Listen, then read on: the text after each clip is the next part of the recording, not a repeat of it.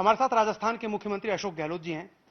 अशोक जी, पिछले कुछ दिनों से प्रदेश की सियासत में जो चल रहा है, अब कहां जा रहा है ये? क्योंकि कोर्ट तक मामला चला गया, घर का झगड़ा आपके कोर्ट तक चला गया। कैसे निकलेगा हाल इसका? वेरी अनफॉर्चुनेट, क्योंकि जिस प्रकार स्थिति बनाई गई, घर का झगड़े घर में निपटते हैं, ये तो सदियों से चला आ रहा है। अगर घर के झगड़े आप दुश्मनों से लेके, दुश्मनों का मतलब यहाँ विरोधी है, हमारे कोई दुश्मन होते नहीं है, अगर उनके साथ मिली भगत करके राजनीति करेंगे तो फिर डेमोक्रेसी में क्या बचेगा? ये सब खेल चल रहा है, उस प्रकार का चल रहा है। महत्वाकांक्षी होना बुरा नहीं है, तो अति महत्वाकांक्षी इतना हो जाओ कि आप फाउल खेलने लग जाओ तो अच्छी बात नहीं है।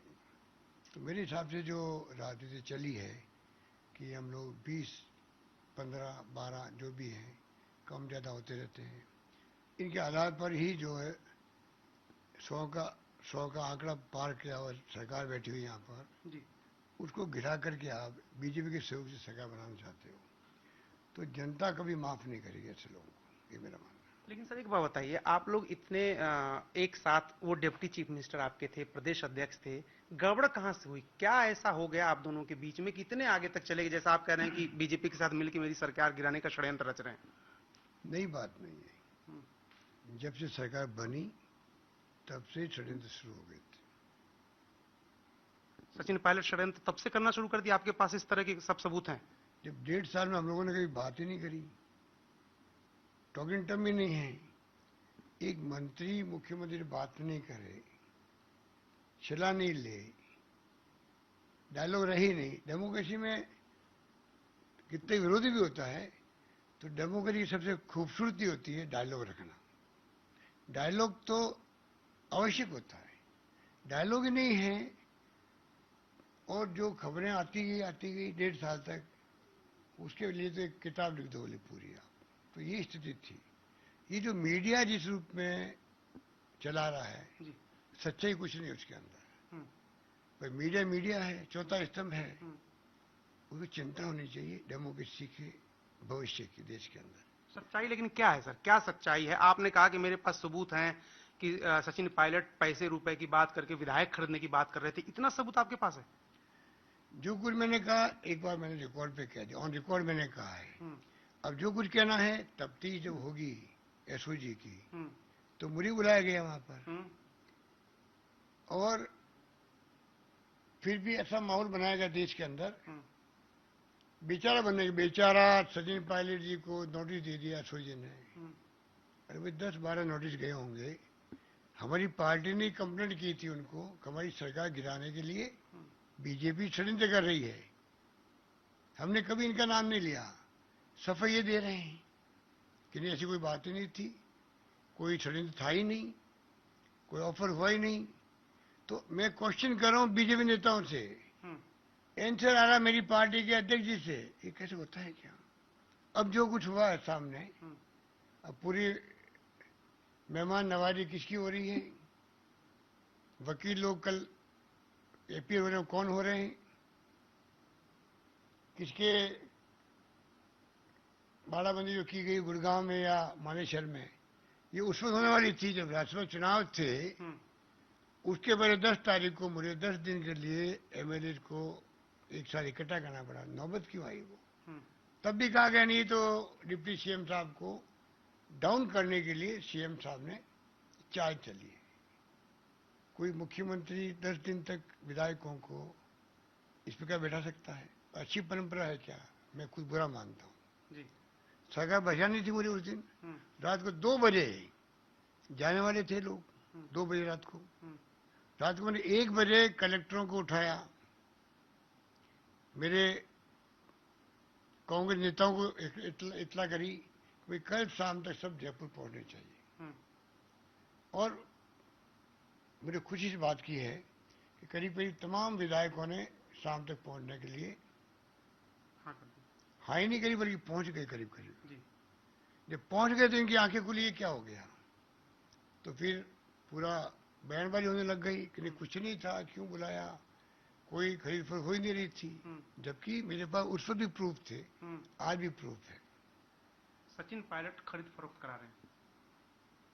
मैंने कल जो कहा है मीडिया को, वो मेरा ऑफिशियल बयान है, ऑन रिकॉर्ड में मैंने कहा। एक आज जो खबर आ रही था, हाँ बोलिए। एक जो बात है, उन्होंने कहा कि एक इंटरव्यू में कि कांग्रेस ने मध्य प्रदेश में अध्यक्ष थे कमलनाथ, उनको चीफ मिनिस्टर बना दिया। अमरिंदर सिंह अध्यक्ष थे, उनको चीफ मिनिस्टर बना दिया। भूपेश बघेल अध्यक्ष थे, उनको चीफ मिनिस्टर बना दिया। मैं अध्यक्ष था, मुझे चीफ मिनिस्टर नहीं बनाया। राजस्थान का सचिन पायलट का बयान। देखिए, मुख्यमंत्री बनाया जाता है, पब्लिक क्या सोचती है, पब्लिक का मैंडेट किसके पक्ष में है, पब्लिक का मैसेज क्या है। जब घर घर में बात थी कि मुख्यमंत्री अशोक गहलोत बनना चाहिए, विधायक जीत के आए, टिकट चाहे इन्होंने दिलाए, मैंने दिलाया, किसी ने दिलाए, अधिकांश विधायकों ने जो अपनी राय प्रकट कर दी, अधिकांश विधायकों ने कह दिया हाईकमान तय करेगा, हमने हाईकमान में छोड़ दिया, तो सोच समझ के फैसला हुआ। फैसला होने के बाद में आज तक मैंने कभी देखा नहीं कि कोई उसको चैलेंज करे, और यहाँ स्थिति दूसरी बनी रही। तो ऐसे मुख्यमंत्री नहीं बनते हैं। वहां की स्थिति दूसरी थी राजनीतिक तौर से, यहाँ की स्थिति बिल्कुल दूसरी थी, इसलिए मैं मुख्यमंत्री बना।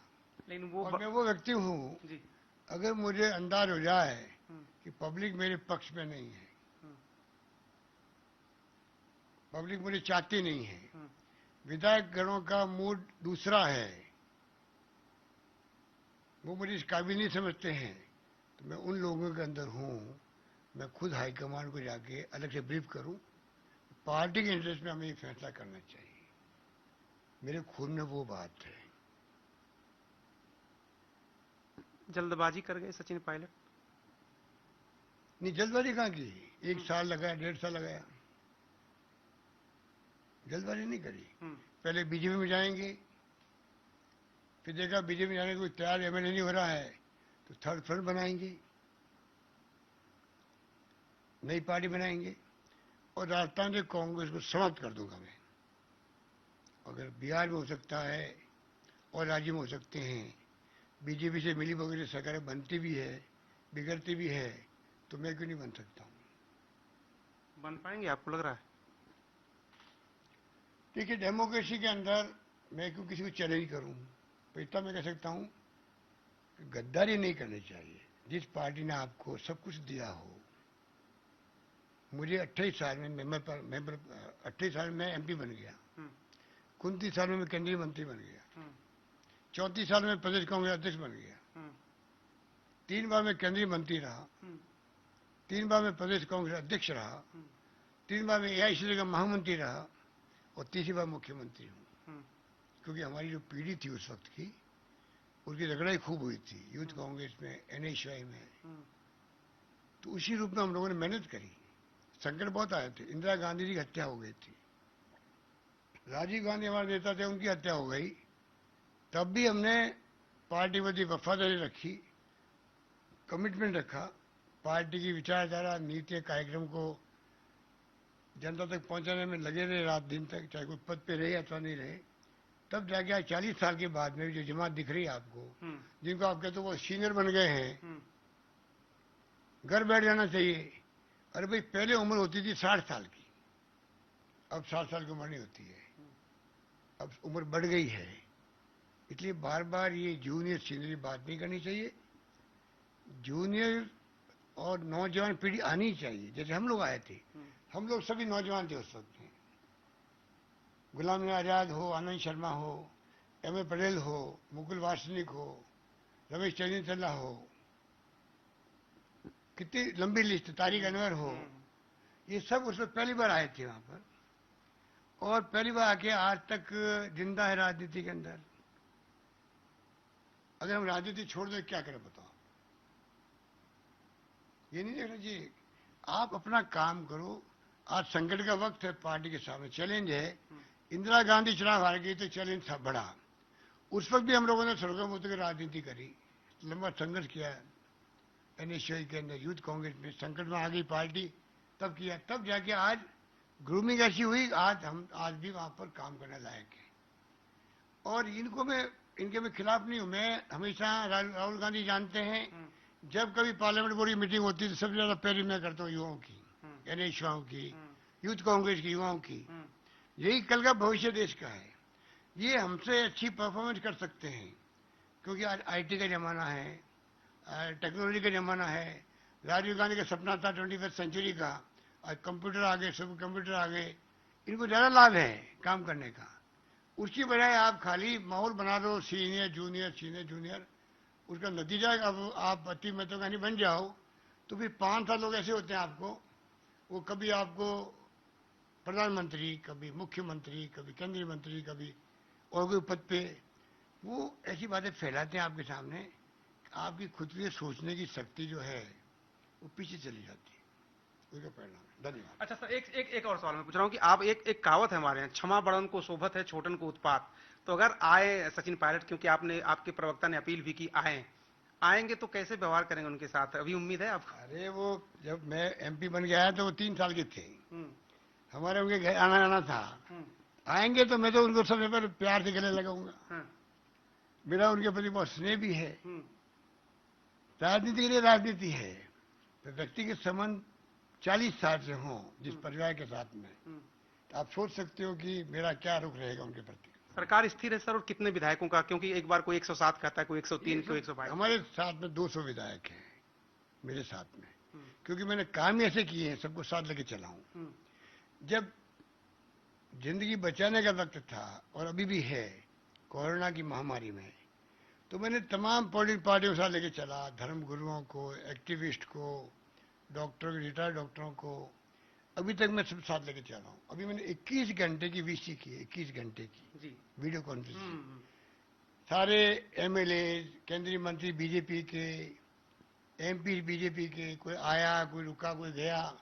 वसुंधरा राजे जी हमारी पूर्व मुख्यमंत्री, बीजेपी के यहाँ के अध्यक्ष, नेता प्रतिपक्ष सब थे। यही तो बेनीवाल ने आरोप लगा दिया कि वसुंधरा राजे और अशोक गहलोत मिले हुए। ना, वो तो नेता प्रतिपक्ष भी थे, गुलाब सिंह कटारिया भी थे उसके अंदर, सतीश पुनिया भी थे, सब थे।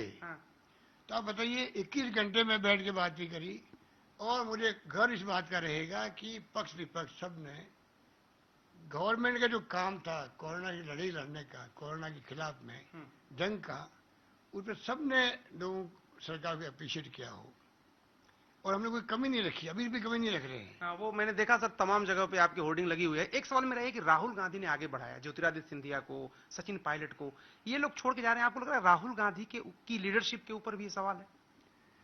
उनकी लीडरशिप में नहीं है, इनकी सोच पर है।